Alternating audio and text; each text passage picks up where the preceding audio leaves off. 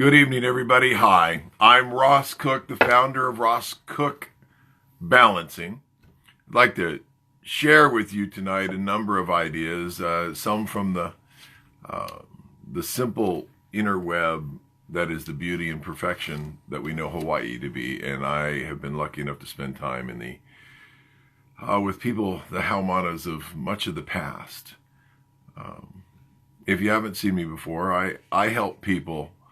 And I help high-level entrepreneurs to overcome self-sabotaging behaviors and belief systems so that they can continue to grow sustainably profitable businesses and live value-based lives.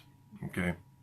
So we are searching constantly for how do we transform and grow. And there are a lot of entry points in this. And I want to talk about an interesting one that was a common parlance in ancient Hawaii, and it is something that tends to get lost out of our society somewhat. And those of you who are yoga practitioners, you're in the world of breath, and so this will make a lot of sense to you. And to those of you who aren't, you pay attention to the ancient Hawaiian work, or begin to work on breath work one way or another.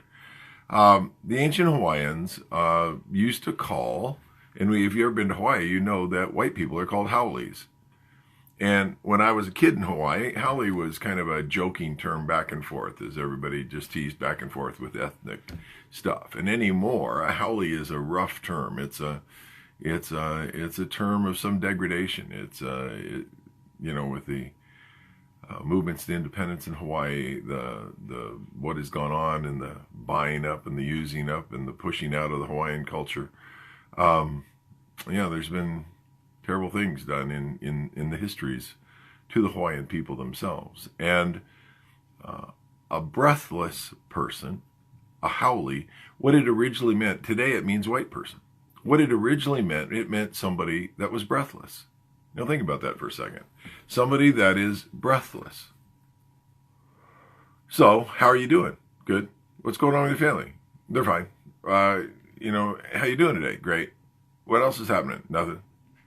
No connection, no check, no deep breath to actually see how the person you're asking the question is really doing. They don't take any time to center themselves, to check their breath, to see, let me see, am I anxious? Am I breathing high in my chest? Am I breathing deeply? Am I comfortable? Am I safe? That no one's doing that. And the story goes that when Christopher Columbus, Captain Cook was back there, he would say, "Where's my ship?" Now, he was a cartographer, and so he was very interested in actually where the ship was based on the landmass and everything. And they would ask questions to the Hawaiians, "Where are we?" And they would say, they'd look around, they'd breathe deeply, they might bring a friend or two over, put their foreheads to each other. They might run off for 2 or 3 days, and they'd come back and they would say, "We're in Hawaii. We're in Hawaii."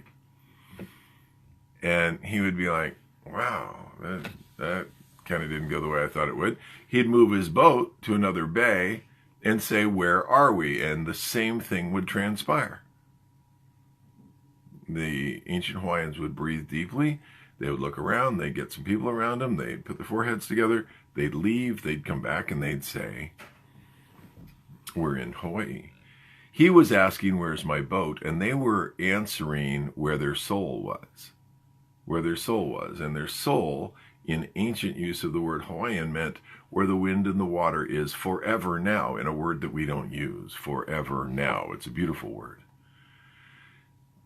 But the haoles, even in those days, answered breathlessly. "How are you? Good. What's going on?" That's something we can bring into our life today. If I'm in a situation and I see people answering quickly and it's beginning to influence me to be reactive, the first thing I'm going to check is my breath. I'm going to endeavor to not be a haole, not be a breathless one in whatever transpires next. Does that make sense? It's really important. It's really important because your subconscious mind is listening to your breath to decide if you're safe or not. what's going on or not. And when the Hawaiians went away and ran away, they would check on their mother and their brother and their father and their family, because if they were answering where their soul was and how their soul was, and if something was going on with their family, it was going to affect their soul, and they wanted to answer the question correctly. Does that make sense? So the wind, the water, forever now is a comment of where their soul is, but it's all monitored by breath. So tonight, I have meetings yet to go tonight, and I'm going to endeavor to not be breathless tonight. I had a wonderful meeting that might unfold tremendous changes in my life today. And I, sitting there was thinking, breathe deeply. Stay in this moment. Check your breath. Let's not be breathless. Let's be congruent. Let's let your soul speak here, but let it do it slowly in its own time. So I have one more meeting to go, and I'm gonna practice that tonight. I'm gonna work at that in my breathing and my breath during the entire meeting tonight. And then I'll do it again before I sleep tonight. And again, when I wake up in the morning, I'll monitor my breath. So here's to not being howlies, okay? And, I don't know if I'm going to change color anytime soon, but, I'm not going to be breathless, okay? Does that make sense? I love you and I believe in you. I think it's a magical and possible world out there. Play with this. I'll do it on my side. I'll play with it, and we can converse back and forth, whether it's at rosscookbalancing.com or whether it's on Facebook and comments, or most of you have my text numbers and everything too. So let's communicate, and let's endeavor to breathe deeply and in flow and in wellness. I'm Ross of Ross Cook Balancing, and I'll talk to you tomorrow.